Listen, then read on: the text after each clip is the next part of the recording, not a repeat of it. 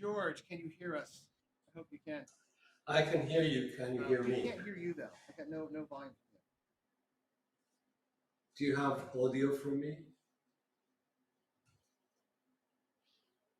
Hello. Not yet. Nothing yet. All I can right. see you. I Check. can see you talking, but I can't hear your voice yet. 1, 2. Can you hear me? Oh wait. Hold on. Can we hear him out You here? I hear? can see now that you're getting some volume coming through. But I don't hear you. Hold on a second. Say something else, George. I can hear Lights are you. on. Hey, there he is. All right, now we can hear you. Say it again. Hi. 1, 2, 3, 4. We got you, George. Thank you. I think Okay. the stream could hear you, but we couldn't hear you here in the building. So for everybody on the stream, just so you know, we've got kind of a weird setup here at Casino Quest. There might be some echo, for sure. With the All right. microphone and our speaker on the table, so we can hear George, we can talk, but there's maybe a little bit of echo, so apologies in advance for some of that. But with that said, George, how are you, my man? It says Charlie DGD on here. I gotta take that off. Your actual name. Right. George, how's it going? It's going very well. I just wanted to say what you're doing is, at the very least, admirable, and well done for whatever you've done for the cause for cancer. In fact, today's my birthday, but I received some very bad news. A good friend of ours literally died 5 hours ago from cancer. Oh my So God, George, that's yeah, terrible. it is very sort of current in my head. Wow. I I also lost my father to cancer back in 2012, and I'm sure many people sort of have this same story or similar stories to say about people who are very close to him. So thank you for doing that. Thank you for doing whatever you're doing. Well, the unfortunate thing, Jordan, is that we have no shortage of causes to raise money, right? I mean, Indeed. problem gambling last year, cancer this year, who knows what next year. It's unfortunate, there's a lot of sadness in the world, and this community, Craps Nation, is amazing. We've all kind of brought together, and it's like, I can't believe the support we've gotten for the cause for this 24-hour Crapsathon, another one. It's fantastic, and I appreciate you taking time out of your day, your birthday. It's fine. It's my pleasure doing something that I really like. So thank you for inviting me. Of course, you guys can eat your candy. I didn't realize that. Yeah. I'm looking at him and just thinking, I'll watch it. Yeah, all right. So George, really, the floor is kind of yours. We just wanted to have you on, and you are the dice mechanic. We've been throwing dice here for how long now? Like 7 straight hours. I think we've thrown 5,000 rolls. 5 easily, yeah. 13. Yeah. So enlighten us. I know you have so many things you could teach us with regards to breaking stats down, the way that you approach practice, the way that you're logging rolls. Talk to me directly, I guess, right? Because I'm kind of a beginner. Playing craps. All right. So I just started throwing this year, right? As you know. What yeah, sort of new stuff in throwing the dice be looking I think the main ingredients to anybody wanting to throw dice is the passion for it, because it's the passion that drives you. You will sort of be disappointed many more times than not in the beginning. But the first thing you will gain is dice familiarity. So that means that you'll pick up a pair of dice, and within your hands, you will know the weight, you will know how to set them, you know how to grip them and throw them. From then on, uh, you will discover sort of what height your dice will go forward, and you perhaps look at different people throwing the dice and sort of develop your own style, whether it's a partial, whether it's a chopper, whether it's a Uri grip, whatever.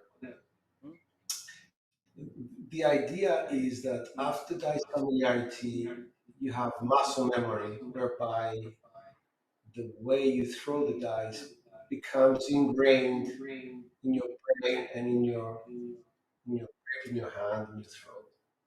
So then you move to another stage whereby you look at the dice a bit more carefully and you say, well, if I use a certain dice set or family of sets, it's going to yield a better result than another family of sets. There are three different dice families basically. And from what I gather from Mr. Michael Shackelford, there's 576 different dice sets to choose from.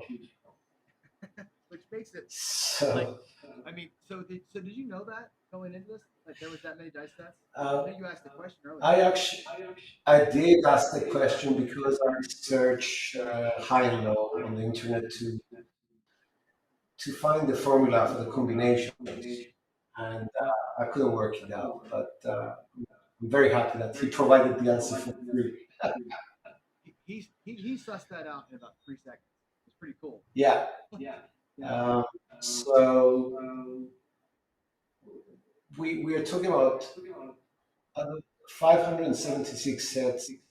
They all belong to a family of sets, and and it's so weird. There's only three families of sets. So that makes it much easier for somebody to choose the family of sets that he wants to use and become proficient at it. Uh, and then you move on to another level whereby you realize that your mechanics are not always the same, every day is different. And then you have to look into dice behavior and what are the dice doing with those different mechanics.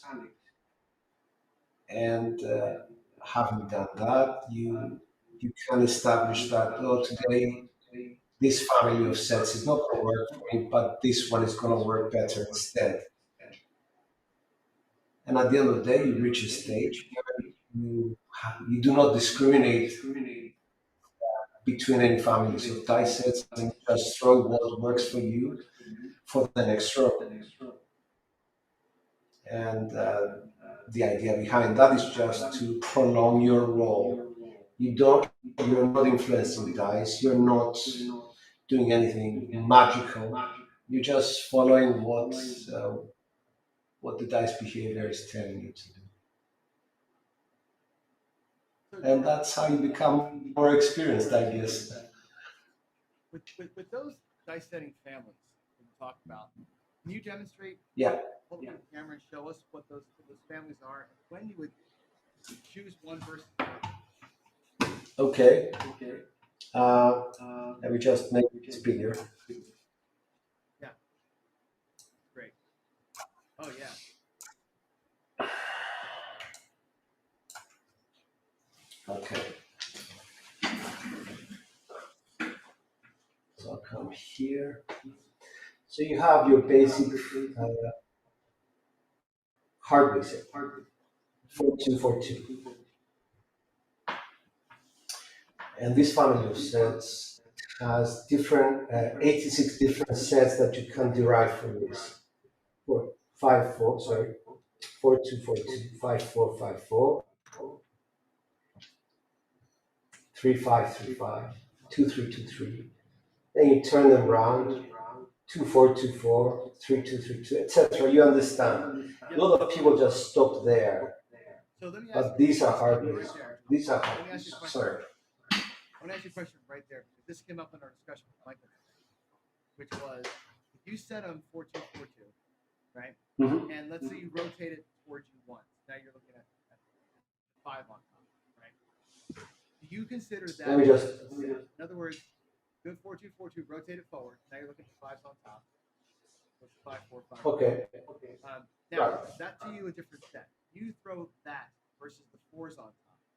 Is that different? In other words, are you looking for a different set of rotations and a different result out of that, or is it still the hardware? They still belong to the same family of sets. They produce their sevens in exactly the same way. If I take a 4242 set and double pitch it, I have sevens on axis all round. Take the 5-4-5-4 set, double pitch it, a half sevens around. Right. Your So sevens if you don't go change, back but to the original one, does your groove change though? Like that's what I'm saying. Like does your sevens don't change, but does your pocket of numbers change because of what's on top? potentially yes, you would get different results by quarter rotation, and this is more obvious with V sets, whereby in my latest sort of discovery, I start with a 3-2-3-6, and what I'm trying to do is get either a 3 or a 4, one of the two results Mm-hmm. in my result. If I don't, I quarter turn the dice and they start flowing through. So yes, because you're talking about something very specific now. You're talking about rotations, and if you actually practice enough, your rotations when you send the dice to the back will become pretty much sort of standard or close to standard. I would like to say, it's not science, but so yeah, you would expect from a 4-2-4-2 to get different results than a 5-4-5-4, simply Right. because you have certain characteristics, and that was very obvious with. I think it was Toothpick Ted. He was live at the casino. It was shot live. He was on a 5-4-5-4, and all his results contained a 6, which is an off-axis result. He got a 6-5, 6-4, 6-2, 6-3, and boxcars. So he did the total in like 7 shots. And that is very characteristic of people that throw dice. He was very unhappy though when I noticed it, um, because he was using the 6-5, 6-5 and getting these numbers. What he didn't notice is that if he brought his 6 upwards and made the set a 6-4, 6-4, his right die would give him a 2-6, 2-4, 2-1, 2-3, which were the numbers that he was investing money in. So by adjusting your dice in a certain way, you should expect to get different numbers if you are a consistent shooter. So that's one family of sets. The second one, I would say, is a 3-2-3-6. It's right there. 3 on the top, sorry. 3 on the top, 2 Mm-hmm. facing you, 3 on the top, 6 facing you, or a 3-6-3-2. What's the difference? The difference is people use this set when they implode the dice a lot, when one die comes inwards. And people use this set when they explode the dice a lot. Mm. It only makes sense It to you when you get the it sevens, so that because little bit of a the V turn set, makes a huge difference. Is what you're saying? That little what you yes. just did there, that's insane. Okay.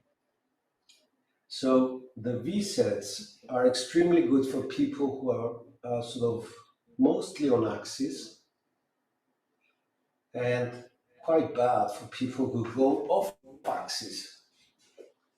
So, this is the first sort of decision that you make when you throw dice. If you're throwing off axis, then you should stay away from these kind of sets and go to something like hardways at its simplest.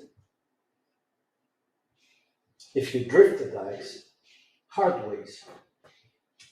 If you don't drift the dice and you sort of stay off axis mostly, then you can go to a kissing set, 3-6, 6-3, for example, that is most basic.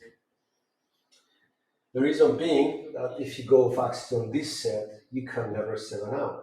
One die off axis will never 7 you out.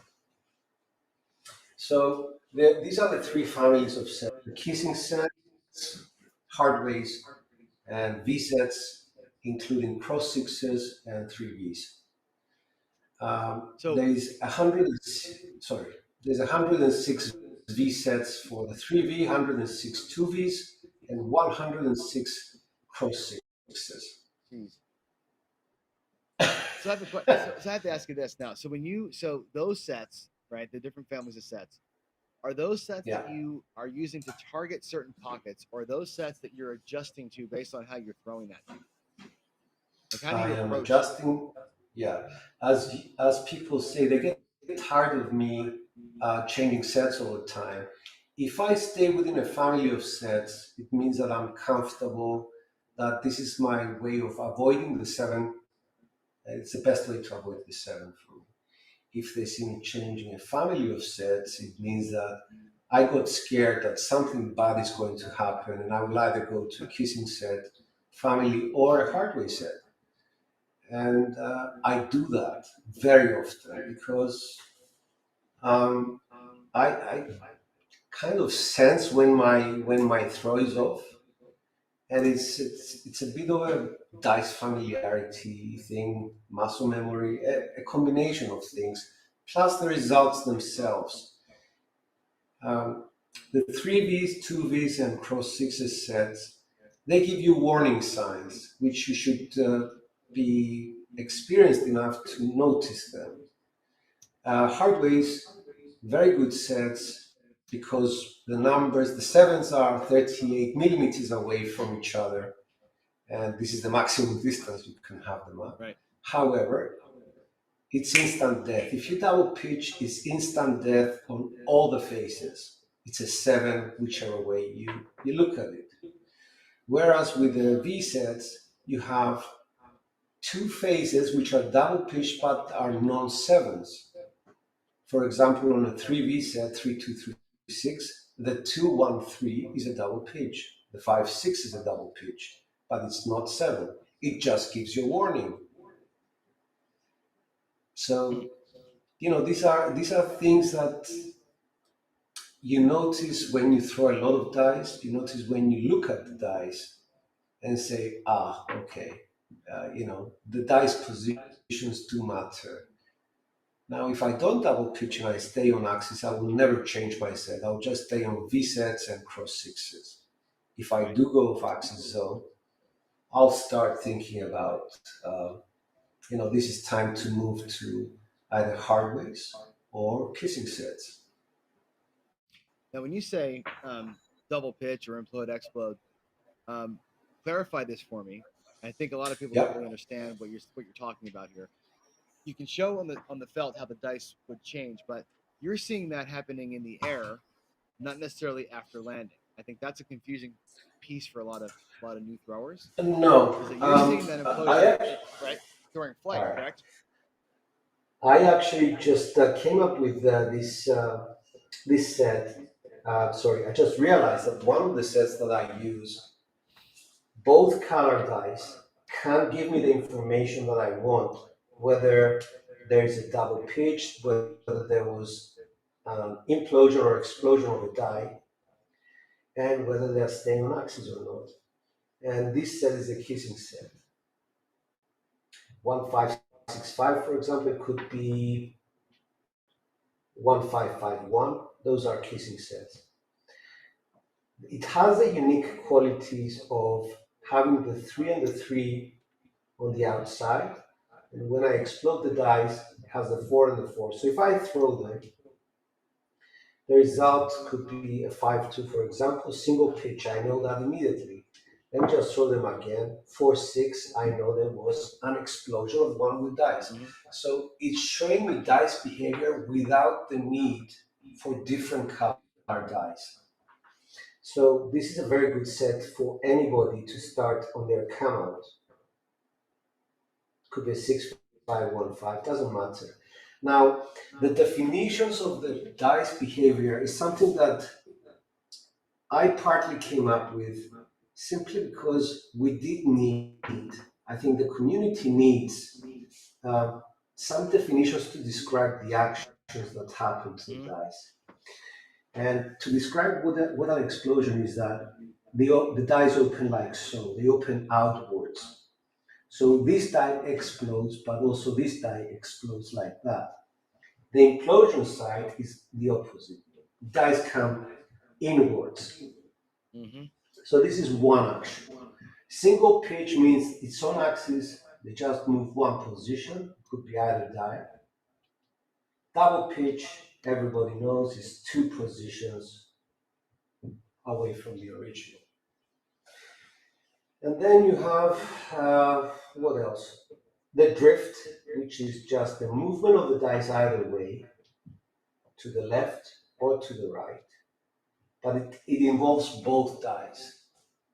They drifted to the right as opposed to going straight. So these are Mm-hmm. definitions that I actually came up with in order to describe more clearly for people what's happening with the dice. And using those definitions, I came up with what I would call a decision tree, whereby within 5 or 6 rolls, you can start deciding based on those behaviors of the dice whether you should be sticking to V sets, cross sixes, or hard ways. Sure. Now, here's an interesting question. When you're practicing, like I practice Mhm. too, right? And you're reading your dice and you're doing your thing and you're 30, 40 rolls in and you're making your adjustments. That's great for practice. At the casino, Mhm. you might be one of 8 people at a table. You get the dice and your Mhm. first roll is 4 and you say, "Oh, I was doing whatever wrong." You don't get the dice for Mhm. another hour, right? Because all the people got to go. And then your adjustment to how do you adjust for and get yourself right in that scenario, because you don't have a lot of time and sometimes not a lot of roles to get there? Or do you just try to play by yourself whenever you can to have that extra time? No, no, no, no. There's two factors which actually help me at the casino. First of all, observation. I try to observe the table and see whether it's very bouncy or not. See what the other shooters that are, experienced shooters are shooting. What are they using? What sort of results they're getting? And then when I get the dice, the first shot, the come out shot, is a determining shot for me because uh, I tend to calibrate my toes, whether I am comfortable or my hands are trembling or whatever. And depending on how comfortable I feel, I give it a heavy weight or a very light weight.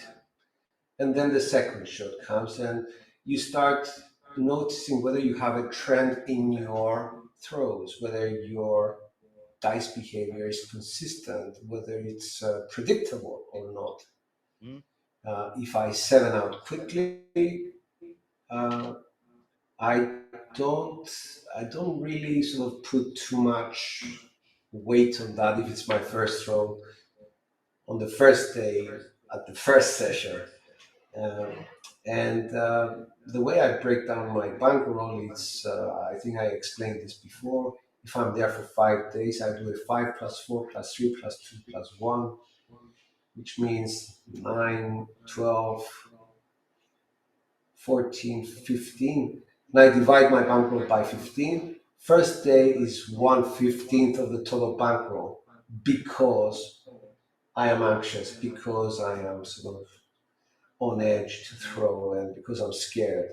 So I don't allow myself to expose too much of my bankroll to the tables. Mm. The second day is obviously 2/15, third day 3/15, etc., etc.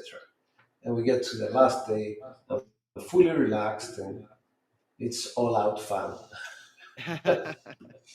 Great. I got a question for you here from the chat, actually, from Dylan at Still in Sure. Luck. He asked Mhm. you, I'll put it up on screen so you can see it. Um, what is a good percentage goal to strive for any shooter to stay on axis? How often can you do it? Okay, so a good percentage would be in the region of 50%.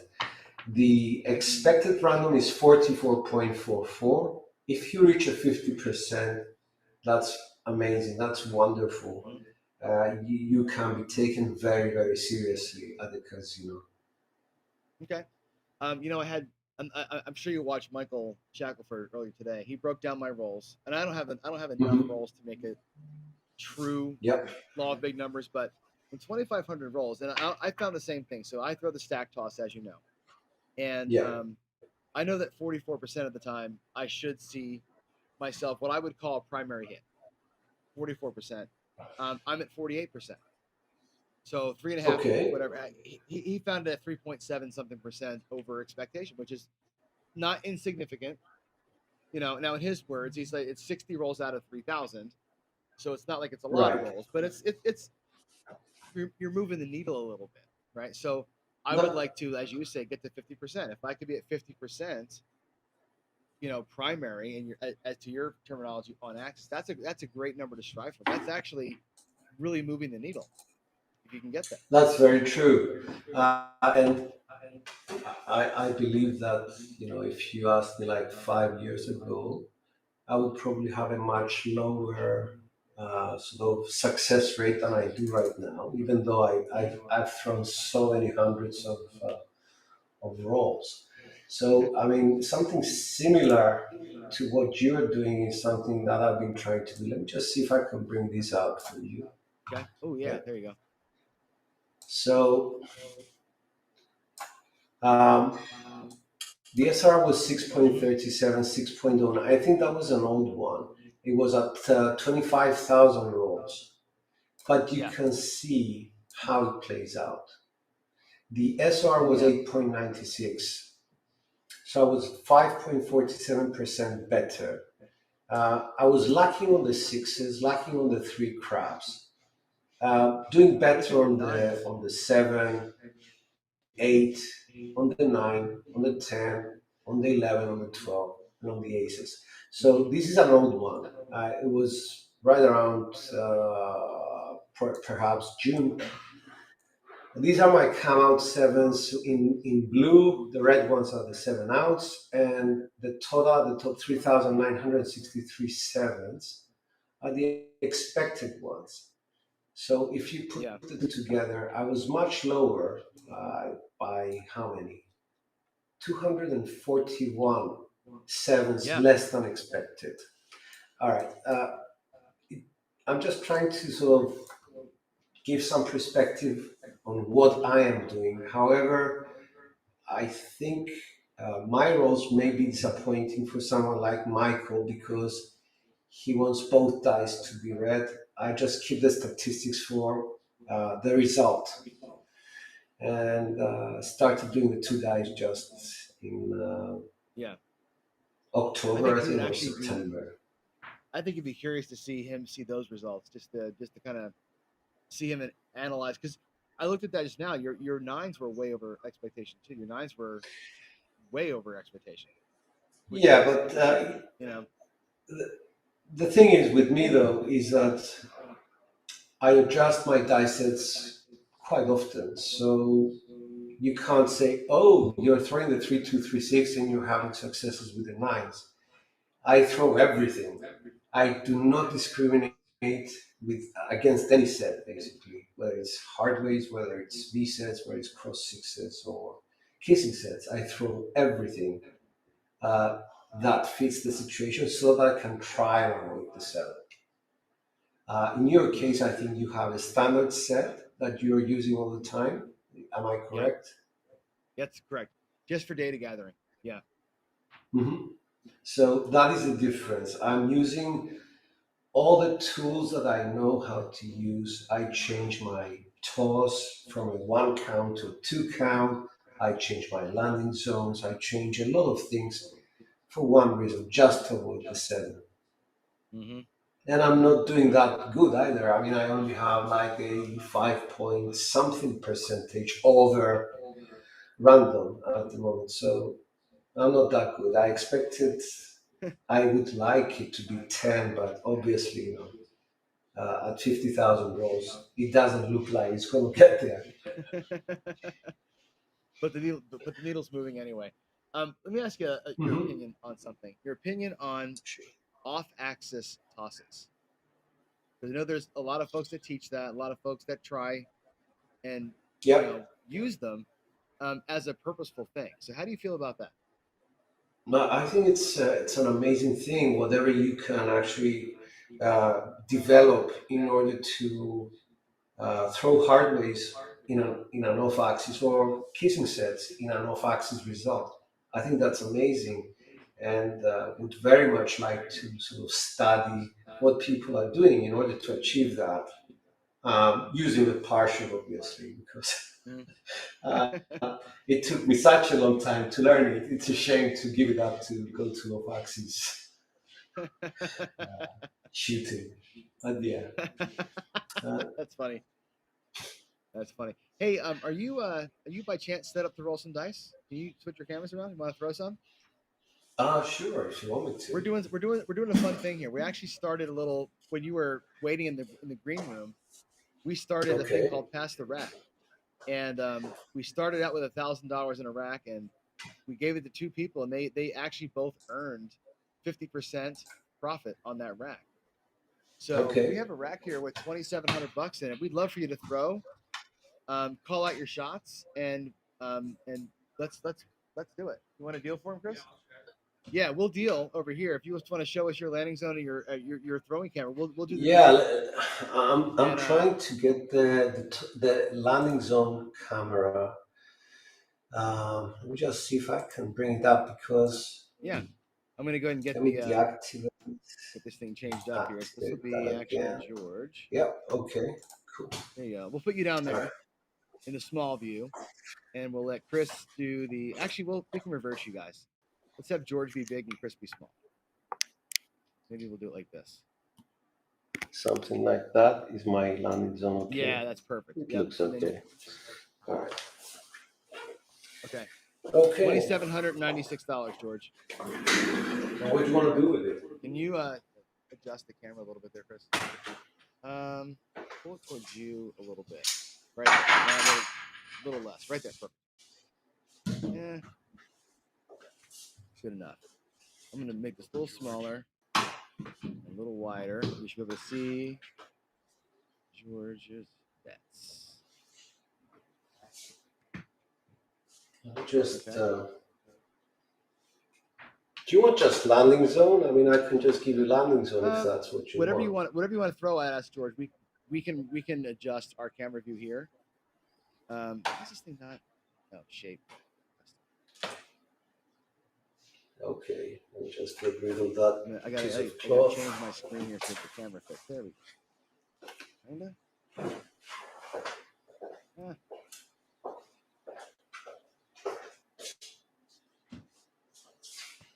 There it is. All right.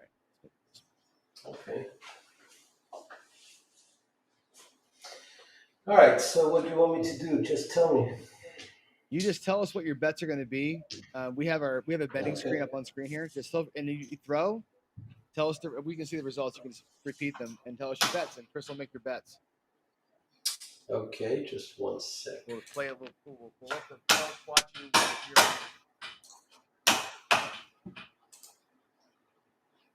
Let me just reset my counters. Here we go. All right. So I'll just bet 200 on the 5 and 9, 300 on the 6 and 8. Yeah. Do I need a pass line? I don't know. You guys tell me.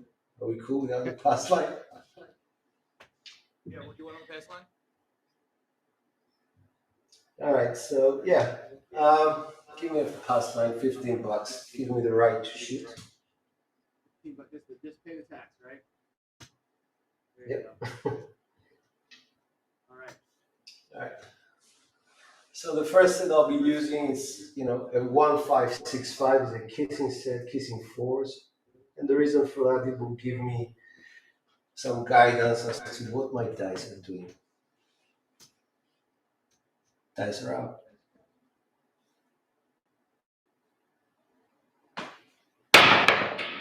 That's a 6-2-8 result.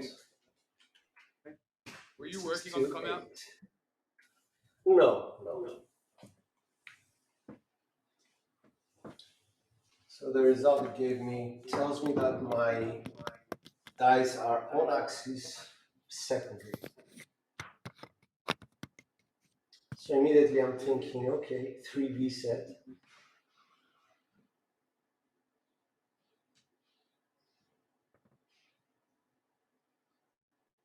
Three, 2, 3, 6. Dice out. 6 to 8. Wow. What took you so long? Yeah, sorry about that. So get 350 from that. Press the 8 by 150, 5 and 9, 100 each.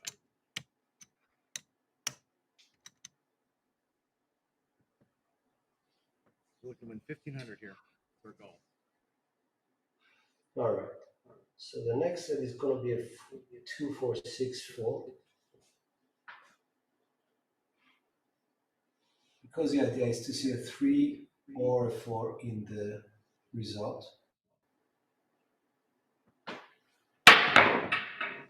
That's a 2, 3, 5. Good. 420? Oh, no, we're out. I think you can see. Oops, I didn't do the 6 to 8, 2 to 5.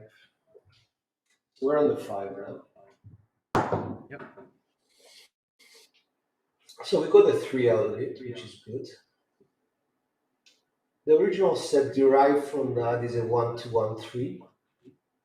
Quarter turn it away from us to 2, 6, 3, 6. And from our rotations, we wish to see a 6 or an ace. Nice.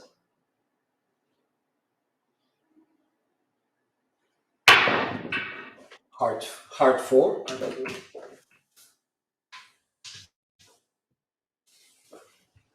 So we go to original sets 2, 3, 2, 1. I'm switching sets all the time from a 3V to a cross sixes to a 2V set. Just following the results. On a 2, 3, 2, 1, I wish to see a 2 or a 5.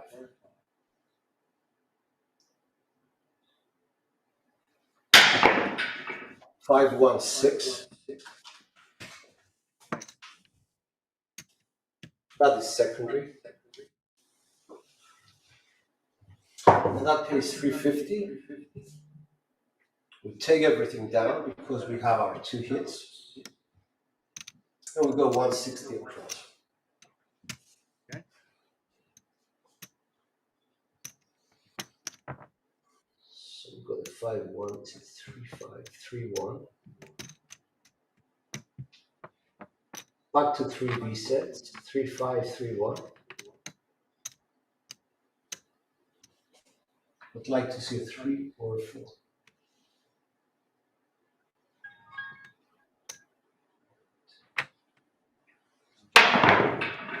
2, 5, 7. That's the end of that.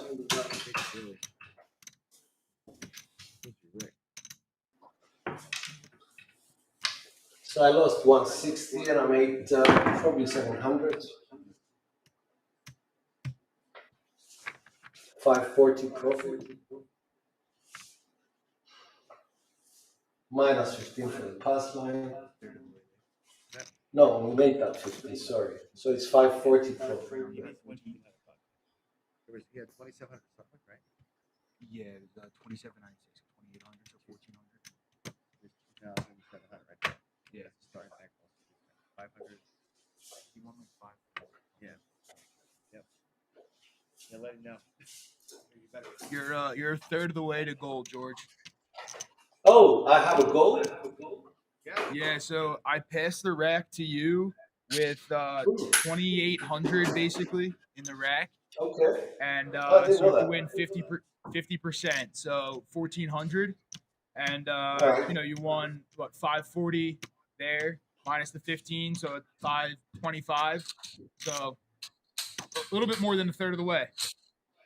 I think I made that $15 when I hit the 8. So I should be okay, right? Yeah, you're plenty good. You're plenty good. So I have 540 plus 1,015. So 1,500 in total. That's that. Let's see how it plays out. Okay, let's reset. Yeah, I have you at 566 in profit right now. Okay, cool. Okay, can I just shoot again, or is somebody else going to shoot? I don't know. No, it's how all does you. it You go? get to keep shooting until you make gold. All right. So, $15 pass line.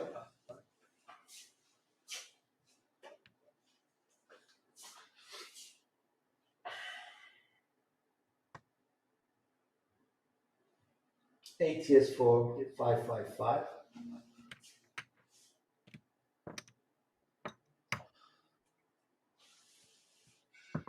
And we're ready.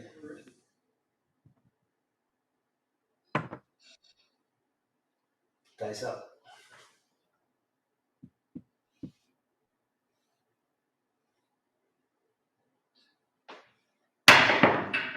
That's a 1-6 come out. Nothing happens.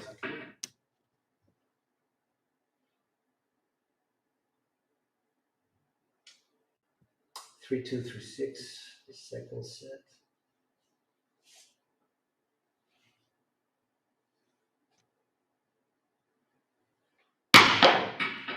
3-6-9. That's the point.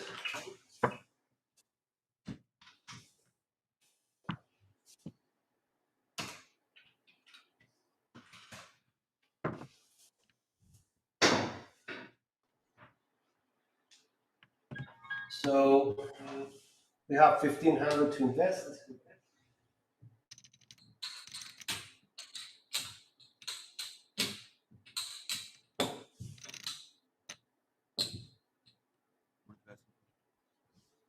So it's 1,200 inside and 150 on the 4 and the 10.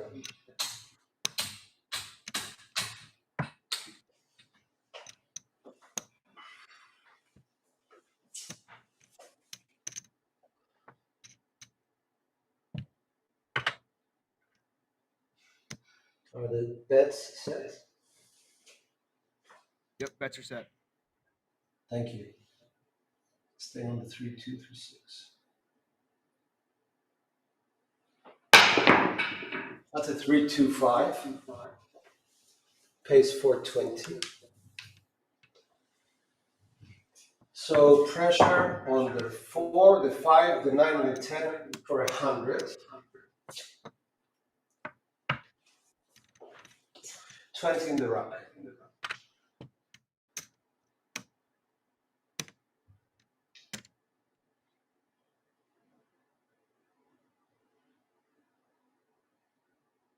Three, 2, 3, 6.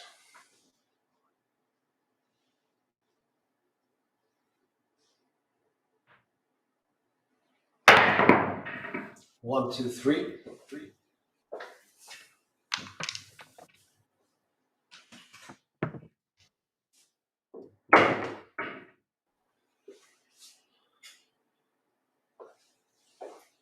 Takes me to 2, 3, 2, 1.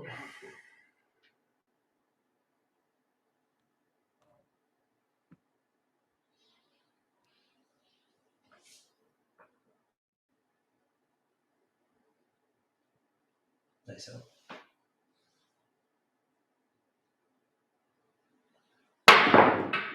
1-4-5. 1-4-5 drift.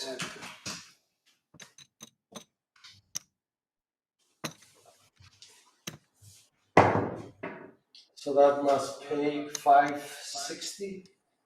Yes, sir. 560 for 20. That's 900 and something. Okay, 2 hits is enough. Take me down to 160 across.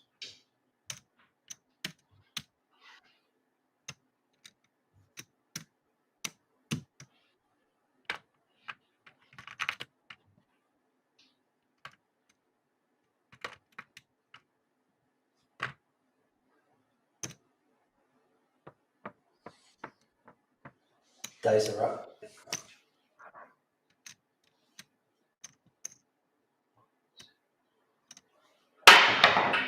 5-3-8. Pressure 8 and 5.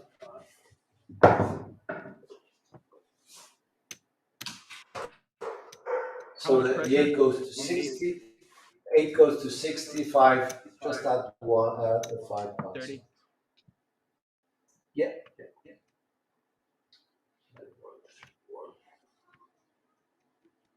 was explosion. Okay. 5131.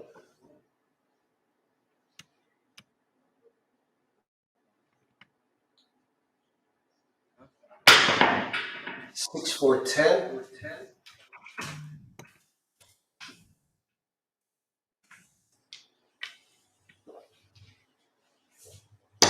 Secondary. For the dollar for 50, press the 4 and the 10.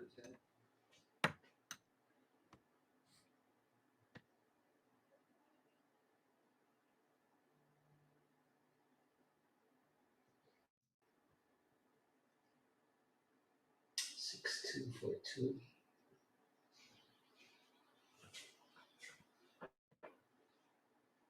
That's it.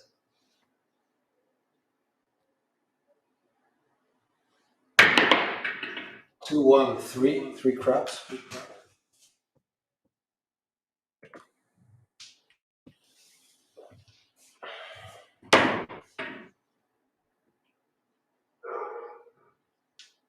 Takes me to 2313 set. Looking for a 3 or a 4.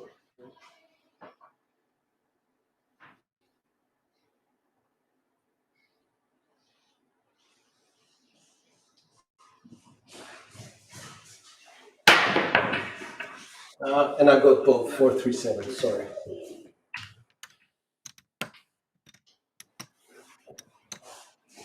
All right.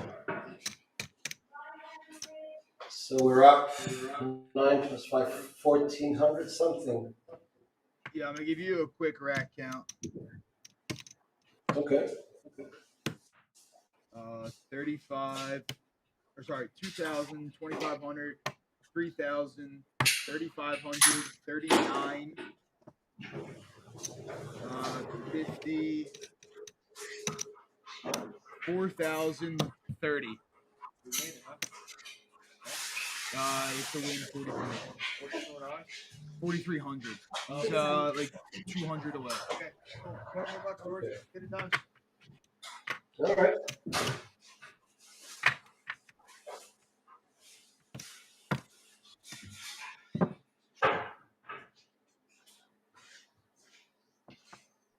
All right. So $15 ATS, $15 pass line.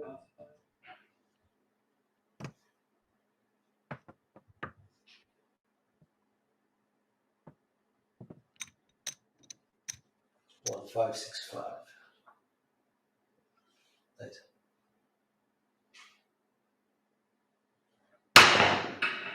235. 235. 5 is a point.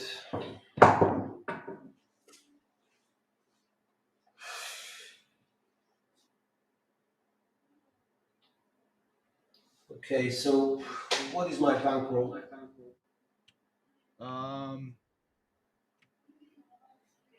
Just under 4,100. And I need like $200-300 to make it. Okay. You need Let's just to end with like right around 4,300. So another 200, you're there. okay. Can we just go 640 across, including?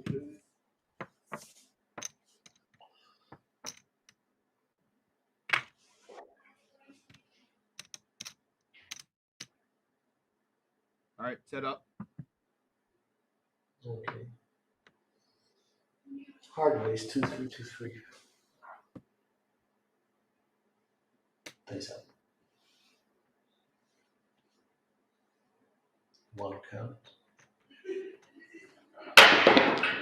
415. That's the point. Yep. So that's 155.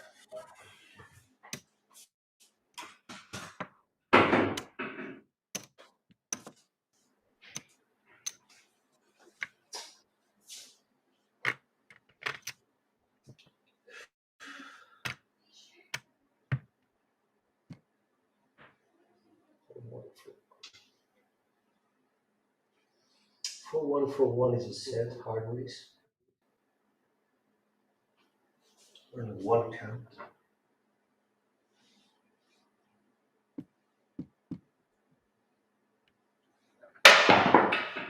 That's a 3-4 come out. 3-4-7.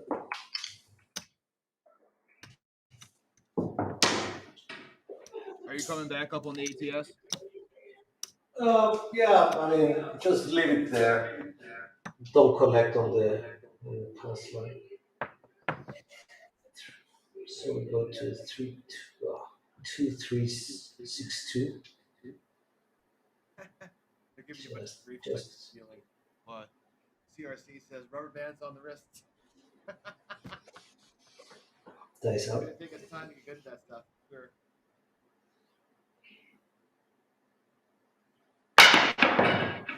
That's a hard 8, 4-4. That's the point.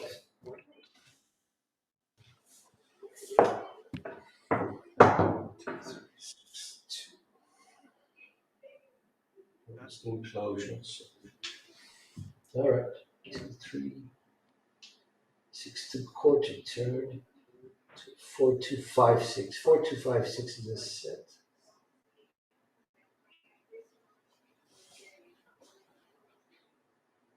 One count.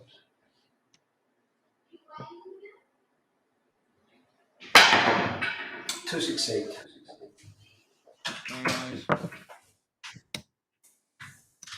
I guess that's that, right? 155. Yep. That Way to will go, George. All right. didn't take you too long, did it? Well, I don't know. It was 18 rolls, so it probably did. So yeah. You should have seen mine before it. It took Chris about 100 rolls to get there earlier today. Jen passed me the Oh, rack with okay. like 1,800, and I ran the rack all the way down to $200, like $300, and then brought it back to to the rack that I passed you, like 2,800. Well, it was fun. Thank you so much for that. All right, so Just switch. so everyone at home can see. All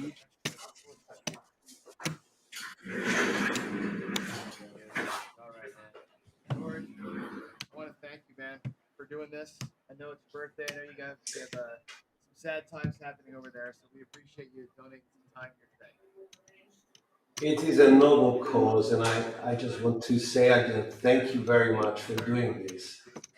I encourage everybody for this particular cause to show the sensitivity that it's due to donate as much as they can. I will certainly make my donation in due course, and I have already made some donations through Super Chat, so I will do a bit more later on. We appreciate that. Really, we do. Thank you again. Thanks And I wish you every success, guys. Thank you very much for appreciate it, George. hosting me. Thank you. Thank you, George. All right. Have a good one. Yeah. All right. You too.